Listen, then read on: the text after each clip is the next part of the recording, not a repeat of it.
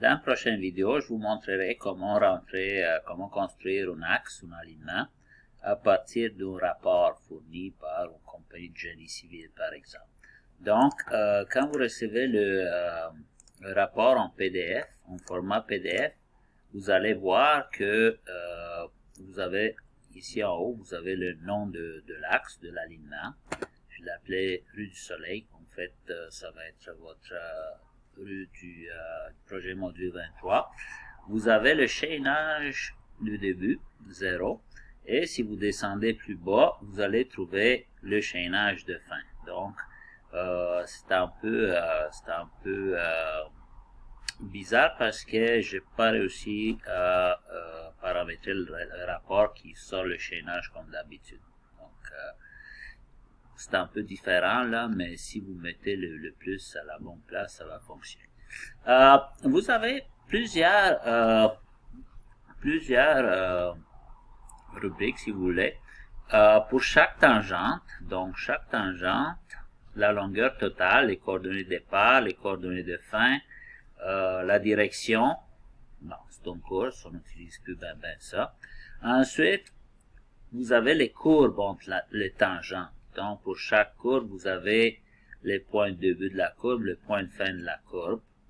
Vous avez le angle de déflexion, le delta, vous avez le rayon, la longueur totale de la courbe, etc. Donc, vous avez toutes les informations que vous avez besoin pour reproduire l'axe. Comme vous pouvez le voir, là, c'est toujours une bonne idée de regarder l'axe avant, le rapport avant.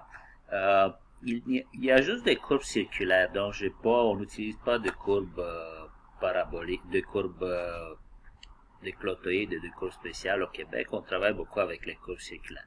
Alors, qu'est-ce qu'on va faire? On va reproduire le tangente avec le PI, le point d'intersection. Puis, entre les tangentes, on pourrait raccorder le tangente avec des rayons de 50 mètres. Donc, vous voyez, tout le rayon sont 50 mètres. Je fais ça exprès pour rendre le projet facile. Comment vous allez rentrer ça en AutoCAD? C'est vraiment simple. Vous l'avez déjà appris dans le module 9. Les modules d'AutoCAD, c'est que il faut rentrer les coordonnées, mais faites attention, quand vous rentrez les coordonnées en AutoCAD, il faut rentrer le est, le X en premier, virgule, le Y en deuxième. Donc, c'est un peu à l'envers. Donc, vous rentrez ligne par ligne, coordonnée par coordonnée, puis ensuite, on va le raccorder. Alors, je commence à rentrer les lignes. Donc, la commande ligne. Premier point.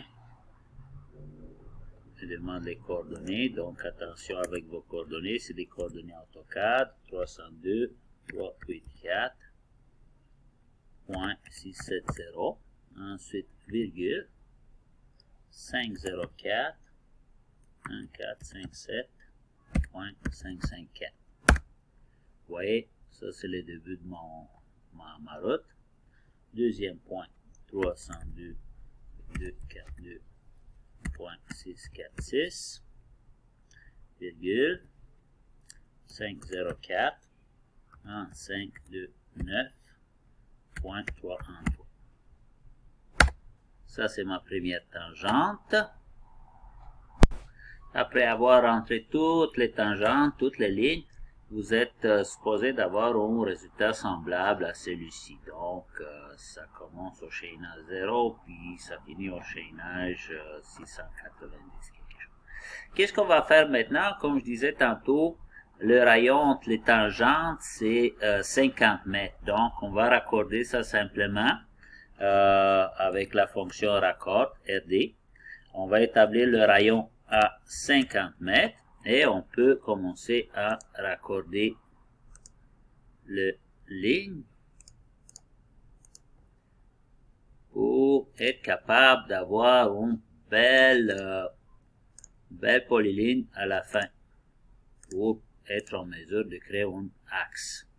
Donc, il faut bien s'assurer qu'on fait le raccord de toutes nos lignes avec un rayon de 50 mètres.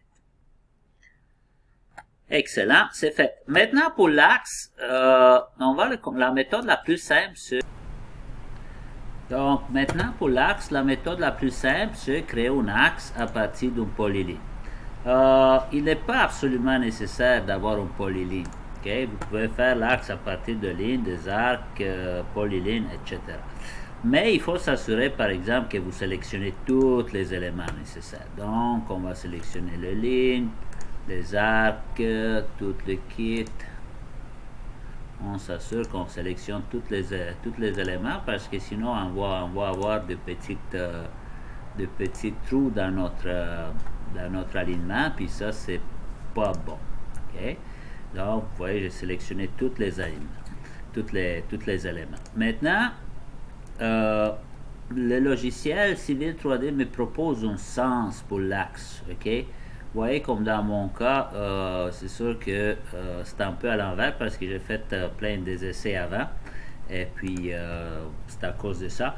Donc, moi, je suis obligé de taper la lettre I pour le dire inversé. Si vous oubliez cet aspect-là, c'est pas grave, vous pouvez toujours le faire plus tard. Donc, moi, je vais faire inversé. OK? Ensuite, qu'est-ce qu'il vous propose le logiciel? De donner un nom à cet axe-là. Faites attention ici, s'il vous plaît, parce que c'est très important de bien nommer les entités en Civil 3D. Si vous laissez le logiciel décider pour vous, il va faire à sa tête, puis il va appeler les axes alignement 1, alignement 2, alignement 3, etc. Puis là, après ça, vous allez tout mêler. Donc, l'axe, l'alignement s'appelle rue du Soleil, en majuscule, s'il vous plaît. Le type d'axe, c'est centre-ligne. Okay? Pour le chaînage de départ, on a décidé qu'on part à 0.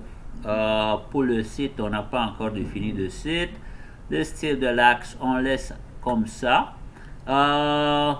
Les étiquettes, il va le mettre par défaut. Les courbes entre les tangentes, on n'a pas besoin d'ajouter par défaut parce qu'on a déjà des courbes. Okay? Puis effacer les entités existantes, on va laisser cocher parce que il va effacer mes lignes que je viens de dessiner à partir après. Donc je peux peser OK. Et puis là, vous allez voir votre axe qui est déjà construit. Vous allez avoir toutes les informations, le chaînage à chaque 10 mètres. Et ici, vous avez un petit symbole d'exclamation. C'est à cause de normes de conception parce que, comme vous savez, c'est le gabarit du ministère du Transport du Québec.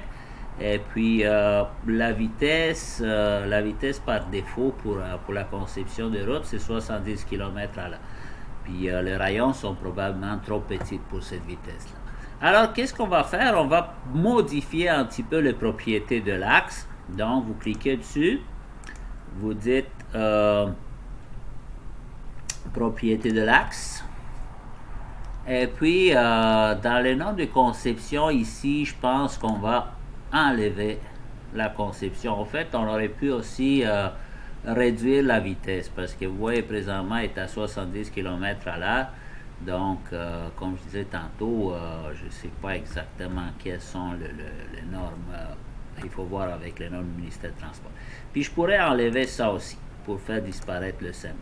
Donc, vous voyez, disparu, c'est correct. Maintenant, qu'est-ce qu'il nous reste à faire? C'est de mettre le médaillon avec toutes les informations nécessaires, tel comme vous avez appris dans le projet de dessin du module 16. Comment on va faire ça? Si on clique sur l'axe, vous allez voir, il y a un menu contextuel qui apparaît, donc un menu qui se réfère vraiment à l'axe seulement.